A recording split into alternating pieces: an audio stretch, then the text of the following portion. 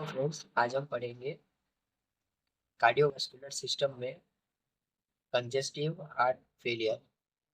तो सबसे पहले हम देख लेते हैं उसकी डेफिनेशन। तो कंजेस्टिव हार्ट फेलियर में क्या होता है? Inability of heart to pump adequate blood to meet the metabolic need of the body at the rest और ड्यूरिंग एक्सरसाइज। क्या होता है?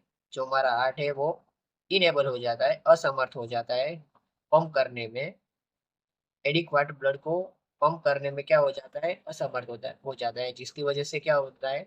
जो हमारे मेटाबॉलिक नीड है वो पूरी नहीं हो पाती रेस्ट और एक्सरसाइज के दौरान। समझ में आया ना आप सबको? Cardiac output is a decrease and whole body tissue not supply adequately. Cardiac output क्या हो जाता है? डिक्रीज हो जाता है। और all body tissue not supply adequately, और बॉडी में जो बॉडी की टिश्यू होती है उसमें ब्लड सप्लाई नहीं हो पाता पूरी तरह से। अब हम देखते हैं कॉजेस कि कौन कौन से कॉज है जिसकी वजह से कंजेस्टिव हार्ट फेलियर होता है। तो सबसे पहला हमारा कॉज है ischaemic heart disease. Ischaemic heart disease मतलब कि जो इस्चेमिक का मतलब हो जाता है लेक ऑफ O2। हार्ट में अगर O2 सप्लाई बंद हो जाए तो इसे में क्या कहते हैं? Ischaemic heart disease. जो कितना परसेंट है? 62% है। ओबेसिटी, सिगरेट स्मोकिंग जो 60% है। वल्वुलर हार्ट डिजीज 2%, हाइपरटेंशन 10%, डायबिटीज 3%। ये सब क्या है? कॉज है जिसकी वजह से कंजेस्टिव हार्ट फेलियर होता है। अब हम देख लेते हैं classification of congestive heart failure. तो जो वेंट्रिकल होता है हार्ट का, उसके बेस पे जो अ, दो टाइप है हार्ट फेलियर के। सबसे पहला है लेफ्ट वेंट्रिकल फेलियर, जिसे हम LVF भी कहते हैं। उसमें क्या होता है? Failure of the heart to maintain left ventricular output. जो हमारा लेफ्ट वेंट्रिकुलर है उसका जो आउटपुट है वो मेंटेन करने में क्या हो जाता है? हार्ट फेल हो जाता है, जिसे हम क्या कहते हैं? Left ventricle failure. LVF cause pulmonary congestion so sign first evident in the pulmonary system. उसमें इसे क्या कहते हैं? इसमें क्या होता है कि जो पल्मोनरी सिस्टम है उसमें अगर कुछ भी होता है तो उसकी वजह से LVF हो सकता है, लेफ्ट वेंट्रिकल फेलियर हो सकता है। अब हम देख लेते हैं sign and symptoms left ventricular failure के। इसमें सबसे पहला है प्रोडक्टिव कफ विथ 40 स्पुटम। क्या है? क्या होता है इसमें कि जो कफ है वो आता रहता है, उसका प्रोडक्शन बहुत ज़्यादा होता है और 40 स्पुटम आता है, मतलब कि जागदार स्पुटम आता है। दूसरा साइन है ऑर्थोप्निया, शॉर्टनेस ऑफ ब्रीथ। जो हमारी ब्रीथ है वो कम कम होने लगती है। Presence of freckles on auscultation. जो हम करते हैं असेसमेंट जिसमें आता है ना अस्कल्टेशन, उसमें क्या हो जाता है? अस्कल्टेशन के दौरान फ्रेकल्स प्रेजेंट होते हैं। पल्स अल्टरनेंस, जो पल्स है अपनी वो चेंज होती रहती है। और कार्डियक अस्थमा भी होता है। ये सब साइन एंड सिम्टम्स है लेफ्ट वेंट्रिकुलर फेलियर के। अब हम देख लेते हैं सेकंड टाइप है हमारा राइट वेंट्रिकुलर फेलियर, जिसे हम क्या कहते हैं? RVF कहते हैं। Failure of the heart to maintain right ventricular output. अगर हार्ट फेल हो जाता है राइट वेंट्रिकुलर आउटपुट को मेंटेन करने में, तो हम इसे क्या कहते हैं? राइट वेंट्रिकुलर फेलियर कहते हैं। क्या कहते हैं? राइट वेंट्रिकुलर फेलियर कहते हैं। Sign and symptoms of RVF means right ventricular failure first evident in systematic circulation.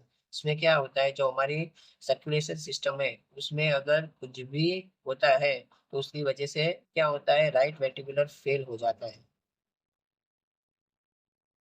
अब हम देख लेते हैं sign and symptoms right ventricular failure के। तो सबसे पहला सिम्टम्स है डिपेंडेंट पीटिंग एडिमा। क्या हो जाता है? पीटिंग एडिमा हो जाता है। Ankle oedema is frequently the first sign of RVF।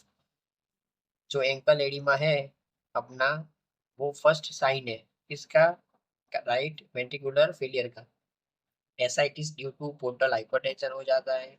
टेंडनस in right abdominal quadrant, जो हमारा एब्डोमिनल का राइट क्वाड्रेंट होता है उसमें क्या हो जाता है, टेंडननेस हो जाती है। डिस्टेंडेड नेक वेन और कार्डियक सिरोसिस ऑफ लीवर, क्या हो जाता है, जो अपना लीवर है वो उसके सेल खत्म होने लगते हैं, जिसे हम क्या कहते हैं, cardiac cirrhosis of liver. Cardiac cirrhosis of liver, इसमें क्या होता है कि जो कार्डियक है और अ, ये कंबाइंड कंडीशन है, जिसमें क्या होता है, जो लीवर है उसके सेल धीमे धीमे खत्म होने लगते हैं, जिसे हम क्या कहते हैं, कार्डियक सिरोसिस ऑफ लीवर।